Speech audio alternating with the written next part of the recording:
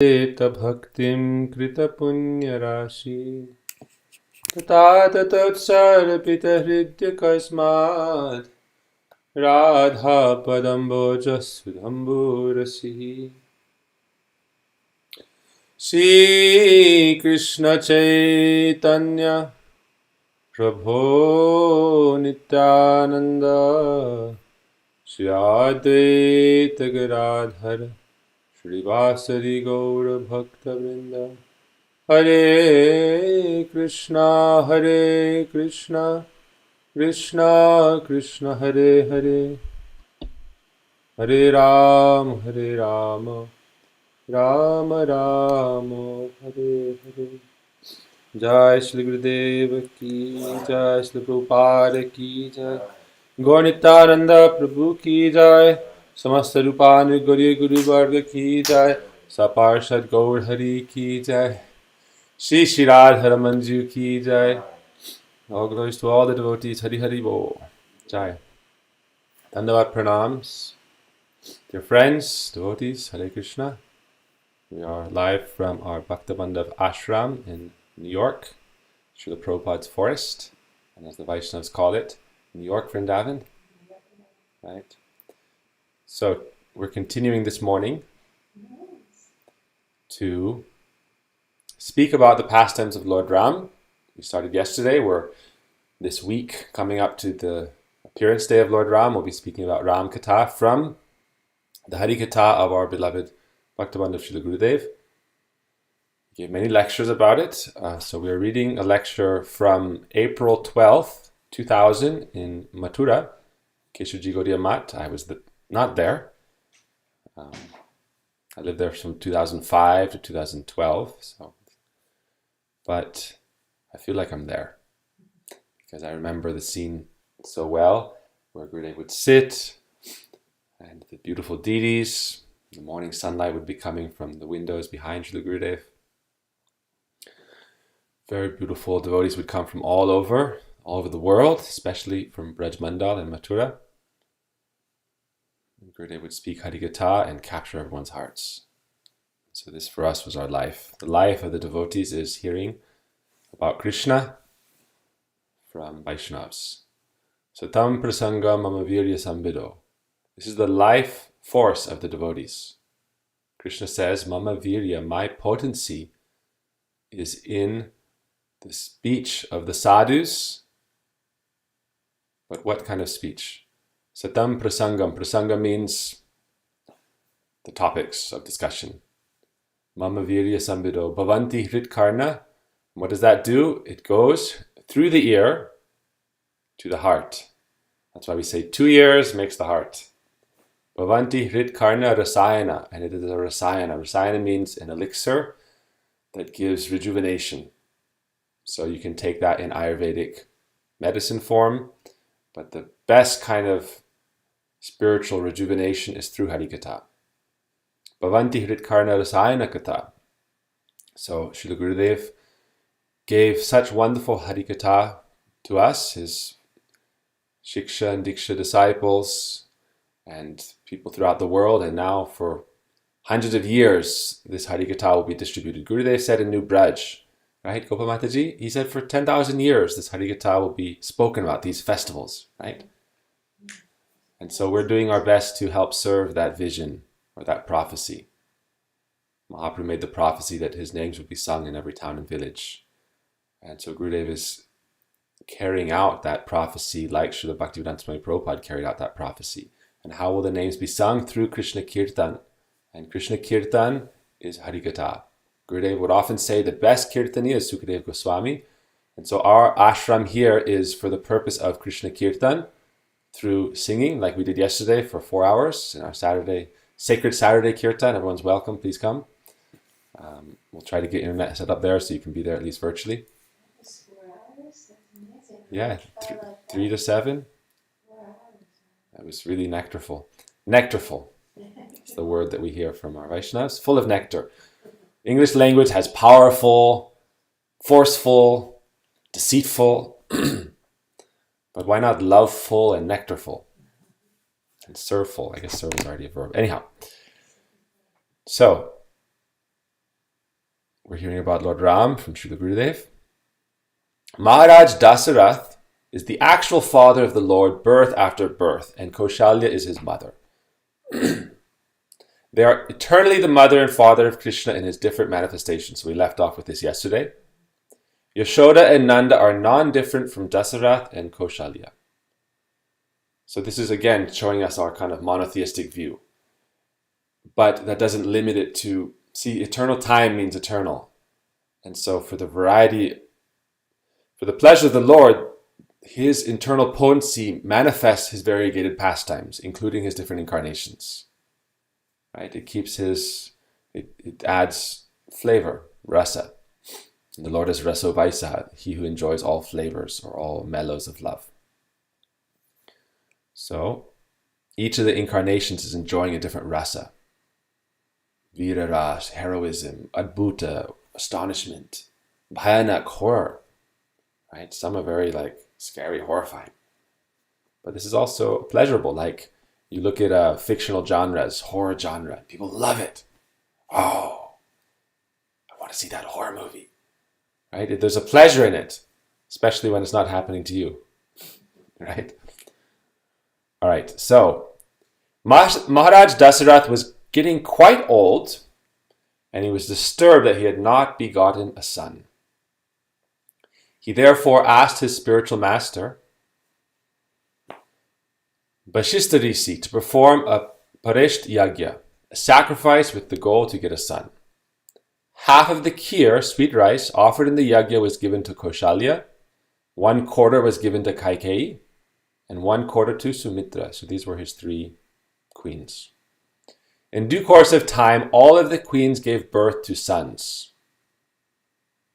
Kaushalya to Ram, Kaikeyi to Bharat, and Sumitra to Lakshman and Satrugna. So Lakshman and Satrugna were twins. Kaikeyi's son was Bharat, and Kaushalya's son is Ram. Kaushalya was the eldest and most senior queen. Kaikeyi was the most loved to Dasarath. Although it's hard to say, but she was the most loved. She was the most powerful and beautiful in many ways. They were loved, they did childhood pranks, and they went to the ashram of Valmiki. Along with Vishwamitra Rishi, they went to a Siddha ashram, perfected ashram. And there they killed 2 demons who came to disturb the Rishi's sacrifices. So Gurudev was giving a synopsis of the early pastimes of Ram. He also delivered Ahalya. That's where Ram got the spiritual weapons. He got this boon where he had, like you see this in video games, someone can just kind of click a button and you see 100 weapons and they can just decide which one they want to have at that moment.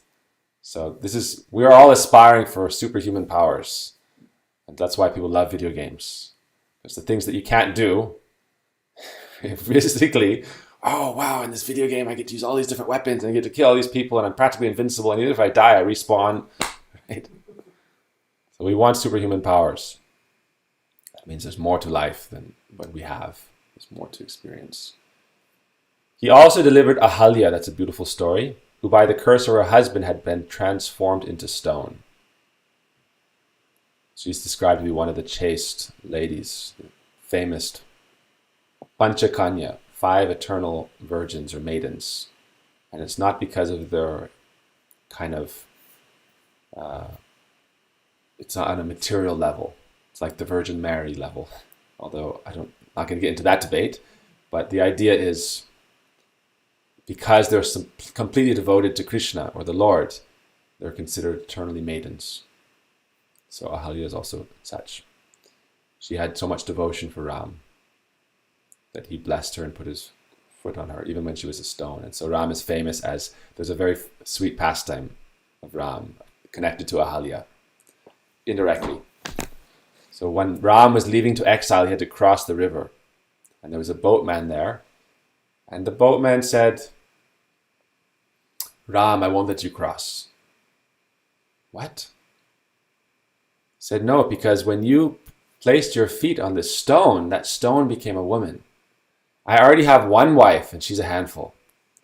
If I had another woman, if this boat turned into a woman and I had to take care of her, I would lose my livelihood and I would have 2 wives to maintain. I'm not a great king with that potency and that opulence, so I will not let you cross on my boat, Lord Ram. And Ram was thinking, what is this? Who knows the consequences of our actions, right? You save one person, and then what happens down the road?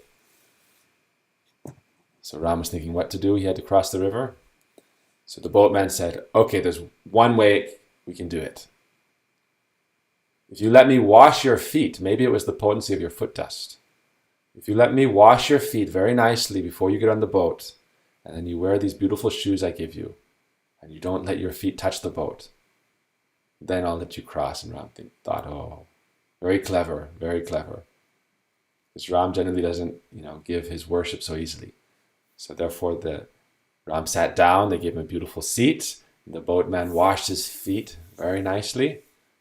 Very fragrant, warm water with different scented oils and flower petals. Like when Gurudev would come, we would, right? We would brunch with so much love. I remember we were in your house and you'd made muffins. What year was that? One of those years. The pink house. And we made muffins for Gurudev, and Gurudev ate some and passed out to everybody, and we washed his feet, and it was such a beautiful, loving exchange. So then Ram went on the boat and he crossed to the other side, and when they reached the other side, Ram wanted to give him some donation, some money as reciprocation, because that's the etiquette. You shouldn't receive service without reciprocating. But the boatman said, no, I can't take from you. You can't take from me? The boatman said, we're of the same caste. Generally people would think that's an insult, because Ram is a great prince, king, and the boatman is a simple laborer class. So we're of the same class. I am small, you are big. What do you mean? I take living entities from this side of the river to that side. But you take them over the whole ocean of samsara, material existence. So you are my great authority. I am very small and junior. I am giving some small service to my superior authority in my caste. And he said, Ram, I only ask one payment. Ram said, okay, what is it? When you come back from the forest, from your exile, please also visit me and come with the same boat across. That's the only payment I ask. So in this way, he's guaranteeing that Ram will come back to Ayodhya and that he will have a chance to meet him and serve him. So this is the mood of the devotee. There's a beautiful verse in Ramcharitmanas by Hanuman. Sevya sevaka bhava vinuna bhavatarya iha urugara bhajya rama pada pankaja sabakaja bisar. This is a verse that says that the devotee's eternal mood is to be the servant of the Lord. The Lord's eternal position is to be the object of the love of the devotees, the served and the servant. But we think of this as the lover and the beloved. To be a lover of God means to serve God. And to be a beloved means to accept this. And that's Krishna's service, to accept our love in the form of our service. If we love someone, we want to be with them and serve them. So we love our deities, so we cook for them, we clean for them, we offer to them, we sing for them. Yesterday was so nice because we sang for them with the bass guitar, with the cello, with the guitar, with mridanga, with different instruments. And Radharaman is pleased by this because it's our effort. This is the 36th limb of bhakti. Kirtan is the ninefold limb of bhakti. In the ninefold limb of bhakti, kirtan is second. And in the fivefold limbs of bhakti described by Rupa Goswami, there are different essences. Harinam Sankirtan is considered to be the chief.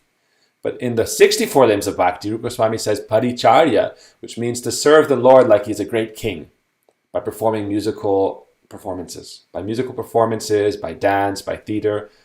And so Thakurji is sitting there and they're thinking, come, entertain me. Let's see how the jivas are trying their best to entertain. So yesterday they're hearing about Ram Katha, and Radha Krishna get to remember their pastimes as Ram and Sita. And so we're singing about Ram. And this is pleasing to them. Why? This is variety, raso vaisa. So in the same way, this is our desire. To love someone means you want to be with them. And what are you going to do when you're with them? You want to serve. Then after you serve, you speak, you discuss, you share foodstuffs. This is the exchanges of love. So we also have these 6 exchanges of love with our deities. In that way, we have it with Radha Krishna directly. We don't have to wait till after we die to have experience of relation with Radha Krishna. We have Thakurji. And they're waiting there.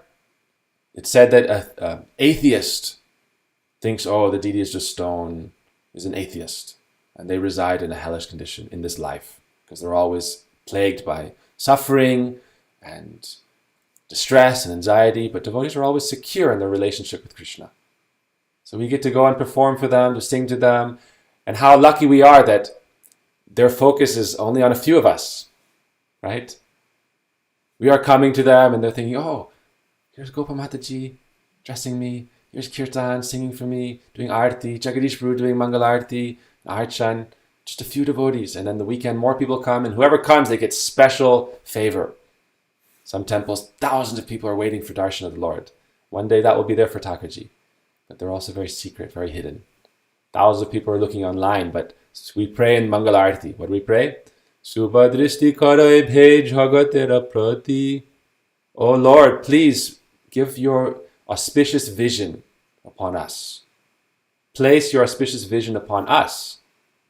So we go, and we go, so they have our darshan. Because with our material eyes, we cannot have their darshan. We can see them through the eyes of faith and through greed for their association. But we pray they see us and they deliver us. And that's what it means to chant your mantras. Mantras means the deity of the mantra meditates on you, and you meditate on the mantra.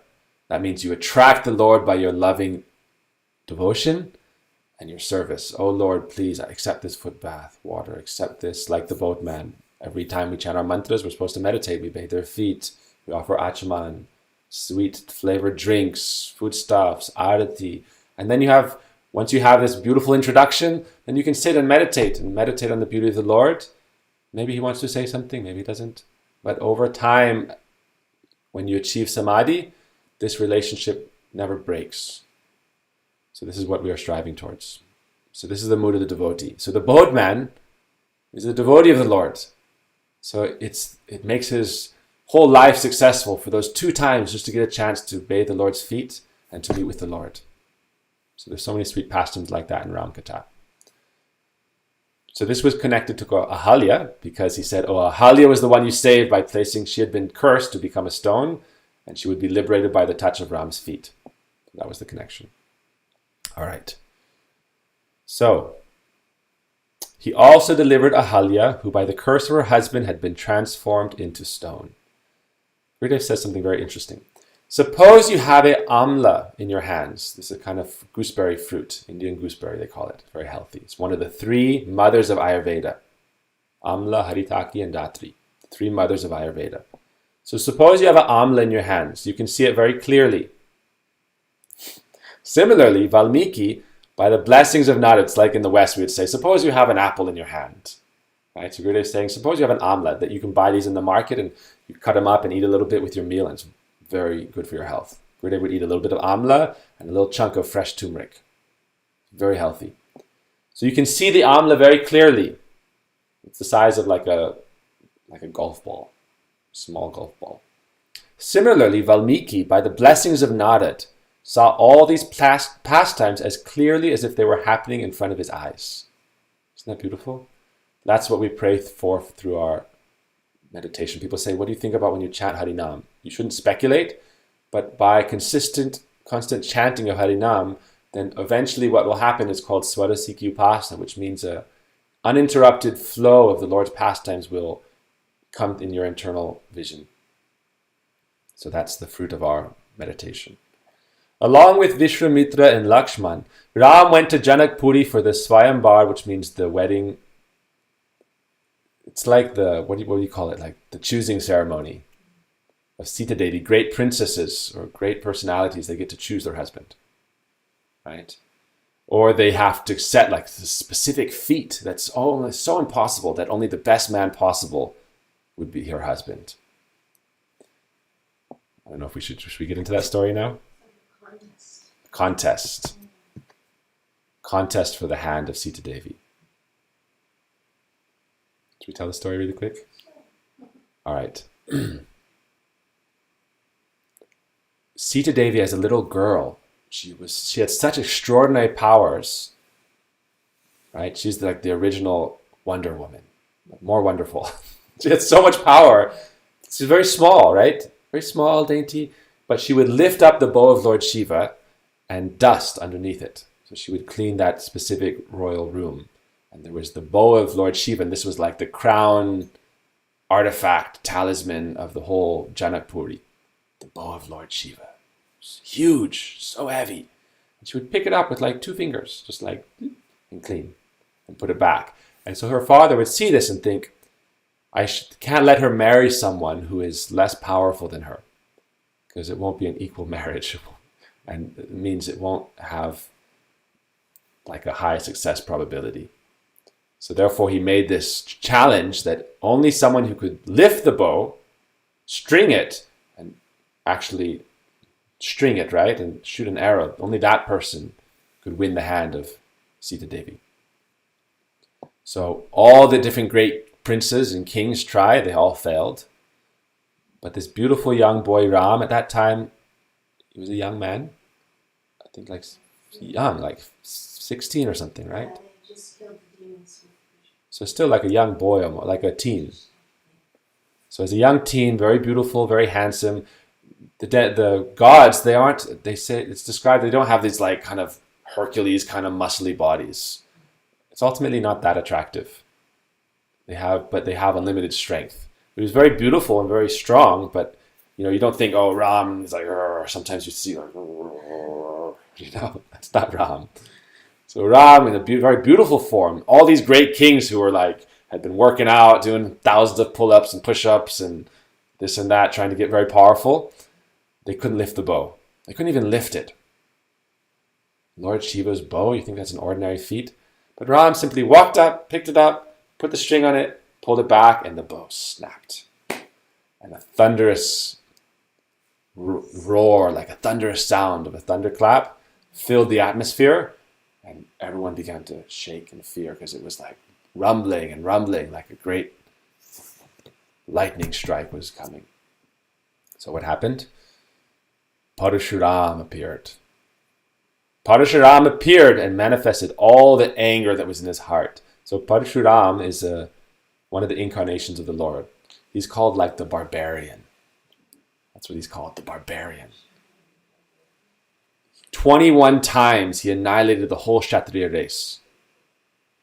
Imagine that. 21 times. The entire Kshatriya, that means the warrior class in Bharat, India. At that time, India was larger than its present time. Past Afghanistan, and their rule was the whole world. So he killed all the Kshatriyas because of their adharmic activities, irreligious activities. They were honoring the Brahmins and the Devatas, the Lord, and they were disturbing the subjects that they were supposed to protect. So he had this anger in his nature because that's what it takes to kill millions of people 21 times. All right? When Ram strung the bow without any effort, Parashuram understood that Lord Ram was the Angsi, the actual source from whom he himself had manifested. So Parashuram was a Shaktivesh avatar, empowered incarnation, but he wasn't considered like the complete form of the Godhead. He was empowered by the potency of the Lord to perform that work. So they had this interaction. At first, he was arguing because Parashuram was the one who had given this bow to Janak, right? Or he had somehow a connection with it, right? I don't remember exact details. Okay. And so he said, "How dare you break the bow of Lord Shiva? This is a great offense." And he said, "Now I will punish you for this." But actually, Lakshman at the time began to tease him. Lakshman was there and he said, like, "Where have you come from? Who are you? What is your potency? Who are you to challenge us? You're yesterday's Ram." Parso in Hindi means the day before yesterday. Kal is yesterday and Parso means the day before. So he's like, you're from the day before. The day before the day before. You're from the past. We're the present. Who are you to challenge us? And he began to tease him and taunt him, and Parsuram was getting more and more angry. But Ram had strung the bow. He said, now that this bow is in my hands, I have to kill something. Either you... So they had a second bow, yeah. Oh, he brought another bow and said, can you do this too? Okay, so Parshuram brought another bow and said, can you do this one also? And this was Vishnu's bow. And so he strung it and didn't break. But he said, I have to shoot this arrow. The arrow can't go in vain. Right? This is like the rule of the Kshatriyas. It's like a cocked gun. You know, it needs to shoot. He said, I have two options. I can shoot you, or I can destroy the anger in your heart. Pick the anger, please.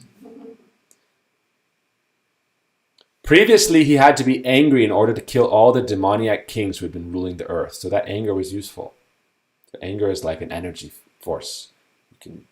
Love gives you a lot of power, and anger can give you a lot of power, right? To do something. Vengeance, right? You killed my father, prepare to die, right? Vengeance. Now that work was over, and therefore Ram said, I should kill that anger in you. Parshuram prayed, please take out that anger which is in my heart. So that force is hard to, what do you do when you're, like say, what does the hero do when his mission is accomplished, but he still wants that thrill of that fight? What do?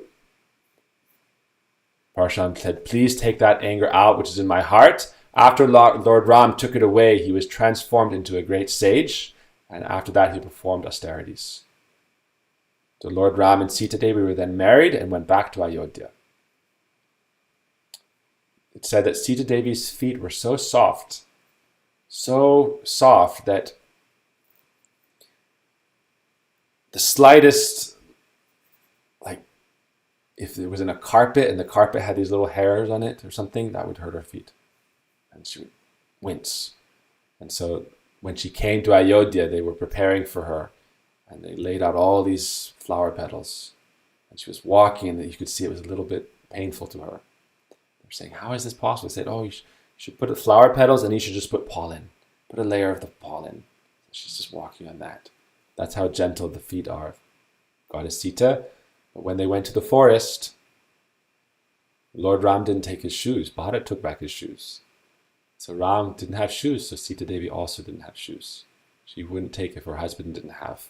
So you can imagine for all those years in the forest, she was walking barefoot, stones, sharp, like little roots that are sticking up, or sprouts, or thorns. Such is the austerity of Sita Devi.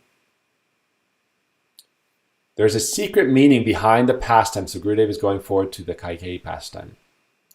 Queen Kaikeyi asked for 2 boons from Maharaj Dasarath. Kaikeyi was not cruel. So there's certain names in India that no one ever gets. No one names their daughter Kaikeyi. Since millions of years.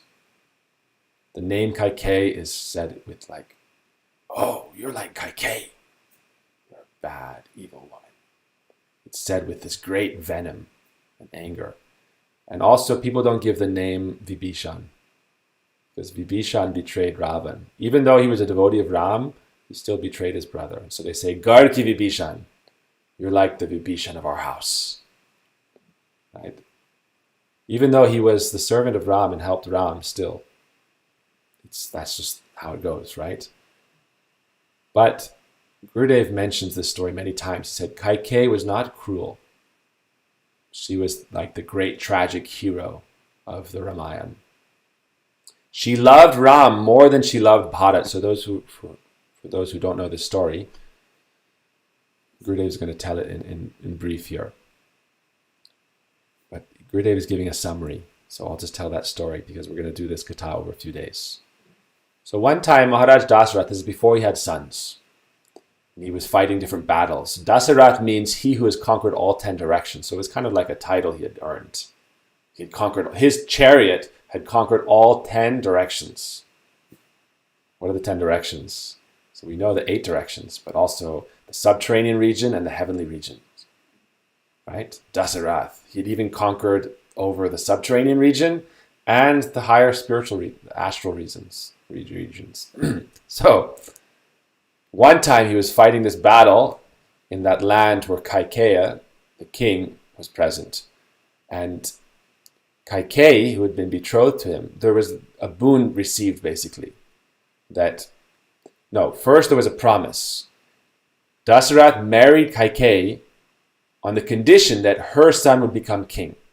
So her father is called Kaikeyi. In Hindi or Sanskrit, there's a masculine and a feminine form. So Kaikeya and Kaikeyi. So with the E sound, it's a feminine. So her name was Kaikeyi, and her father was Kaikeyi. So he said, only if her son is king can you marry her. So at that time, Dasarath didn't have any sons, so he said, great. If she has sons, then he'll be king. So her son was Bharat. But this time, he didn't have any sons. So then Kaikeyi was such a fierce warrior princess that once she was driving the chariot for Dasarath when he was in battle. And one of the wheels was coming off, the bolts. It had been shot and the bolts was coming off the wheel. So as she was driving the chariot, she leaned over and used her finger to hold the wheel in place while they were escaping when he was wounded. He was gravely injured, and if she didn't get him out of the battlefield and take care of his wounds, he would have died. So when he recovered, he promised her 2 boons. And she said, I won't take them now. He said, I don't need them from you. I don't want them. I didn't do it for you for any reward. You are my husband. If you had died, I would have given up my life. I did it to save you because you are my husband. But he said, no, please take 2 boons. He said, I don't want them. He said, okay, in the future, anytime if you want, you can take these boons. You have them, right? Anytime you want, you can have them. So then she didn't request anything, but then this Gurudev tells this story. When Ram was a young boy, so this is in some of the kind of more obscure Ramayana versions. There's many versions of the Ramayana. But Gurudev gave this story many times, so we accept this as the authorized version. But sometimes for dramatic effect, this isn't the mainstream version. Like Ramcharitmanas, this isn't the mainstream version of the story because it takes away some of the... It's kind of like the director's behind-the-scenes notes, right? So there's some Ramayans that are more expansive, and it's kind of behind the scenes, the story not told. So she was the tragic hero. So I'm getting ahead of the story for those who don't know the story, so apologies. But I'll tell what happened later. Basically, later, she asked for Ram to be exiled as 1 boon, and for the other boon that Bharat would be her son Bharat would become king. So those were the 2 boons she asked for. And it devastated the whole kingdom, and it led her to her infamy until the present time in mainstream Ramayana Katha. She is the most infamous character. For millions of years, she is the most infamous character. And she had a evil mentor, Mantara, who was a hunchback lady. So it's for the dramatic effect of the story, and she took that role. So one day as a little boy, Ram came to her and he was playing with her and she was feeding him. Ram loved her so much and she loved him so much. So Ram asked her, "Oh mother, I want to ask you something. When I grow up and return home after my marriage, my father will think of giving this kingdom to me. I want you to ask him to give the kingdom to Bharat, your son, and then to send me to the forest for 14 years. Hearing this, Kaikeyi fainted. Devastated her. She had no desire for this. But Ram then said, in our lineage, the Raghu Kula, the lineage of the Raghus, there's a famous tradition that we've never once broken our word. No one in our entire dynasty has once broken their word. There's a famous verse. Raghu Kulerita Sada Chalayai Prana Jai Bhara Vachana na Jai. In this line, we have this tradition, sacred tradition. We will give up our life, but we will never give up our word. That's called Dharma. Maryad Purushottama, Dharma. So Ram is teaching Dharma. So he said, if my father makes me king, he'll be breaking his word to your father, Kaikeyi. He said he would make your son king. So I cannot allow that to happen. No matter what happens to our kingdom, I cannot let my father break his word, then our entire dynasty is ruined. Imagine. The entire dynasty is ruined. So he prayed for her to do this, and she didn't think of herself. She was thinking how much it would be painful for everyone. But she also knew this would lead to her infamy. He said, you can't tell anyone. So that came to this point, yes?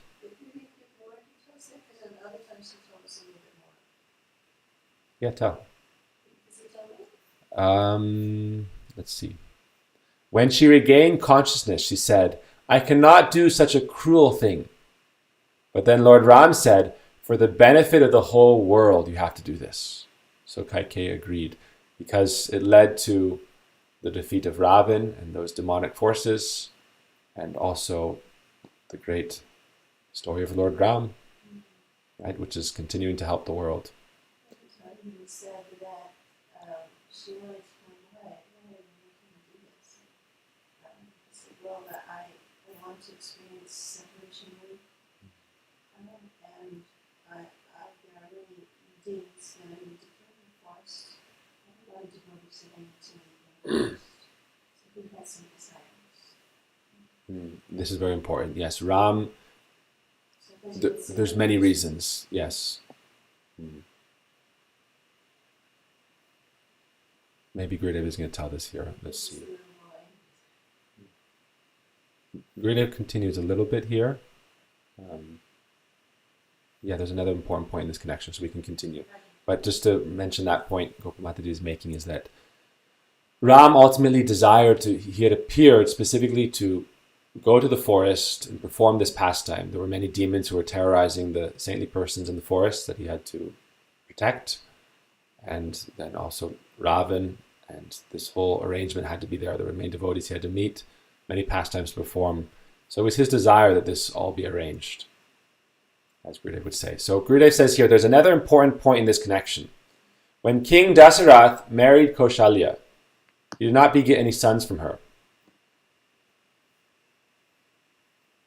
Yes, so he's telling the story where the king, Kaikeyi, said that you have to, if she begets a son, that son will become king. So he tells that story. There's still another reason. One day Bharat's maternal uncle came and requested Bharat and Shatrughna to accompany him for a few days. In the meantime, Ram Navami came, the appearance day of Sri Ram. On this day, the celebration of his appearance took place, and his marriage also took place. On the day before, Maharaj Dasarath had told Vaishistha that he would like to give his kingdom to Ram and make him Yuvaraj. Ram would conduct all the duties of Maharaj Dasarath in his absence, and after he would leave the world, Ram would become the king. Everyone was very happy to hear this. Vaishistha said, tomorrow, Ram Navami, all the planetary positions will be very auspicious. You should give him the sacred initiation tomorrow. So this is again telling this other story. There was no time to talk with Bharat and Shatrughna. Also Maharaj Dasarath thought, I have already promised that I will give my kingdom to Bharat. So now, how in front of him can I give it to Ram? So he was taking the opportunity that Bharat was away. So Ram had to protect the honor of his father. So we can lead it. I'll tell one more story and then we can lead it to questions and continue this tomorrow. So there's one more story about Dasarath, which is very interesting and a famous story.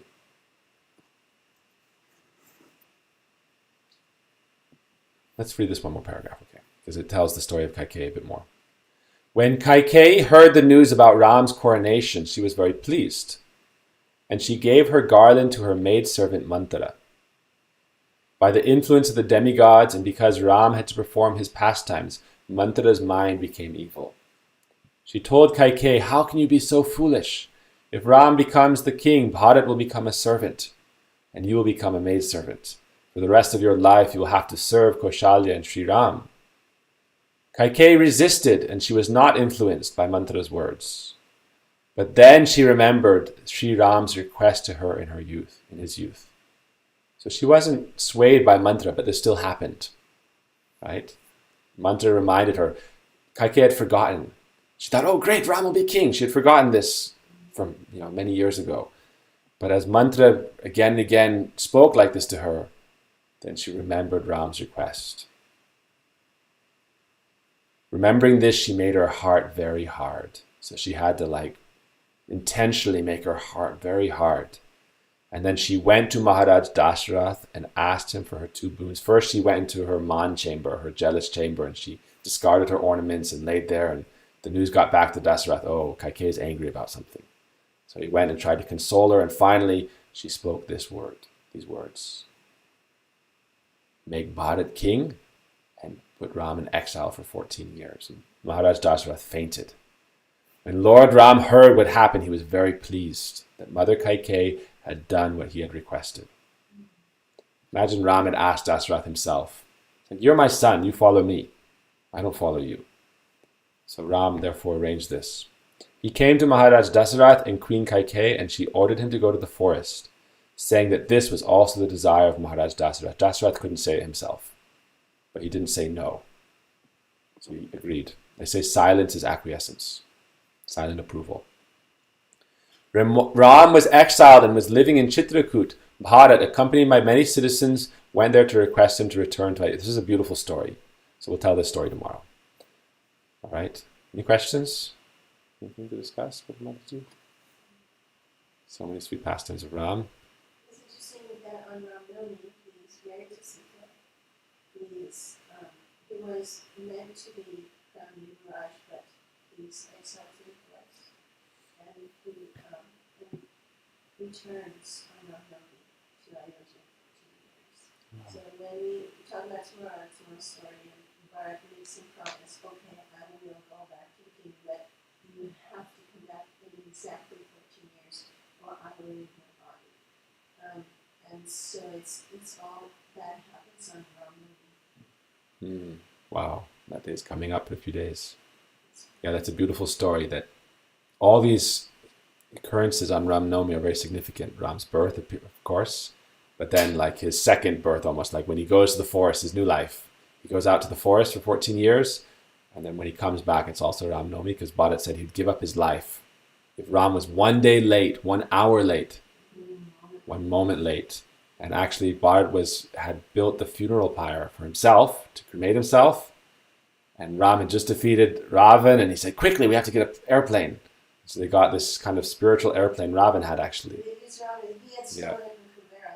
So they stopped in a few places. The boat got the boat down, and they stopped in Kishkinda to drop off the monkeys. I don't know if people can hear from there, so I'll just repeat. It's very interesting. She's saying that after Ram defeated the great demon Ravan, Ravan had stolen this kind of spiritual airplane from the treasure of the demigods, Kuvera. It's called a Vimana, yeah. It's like a spiritual kind of airplane.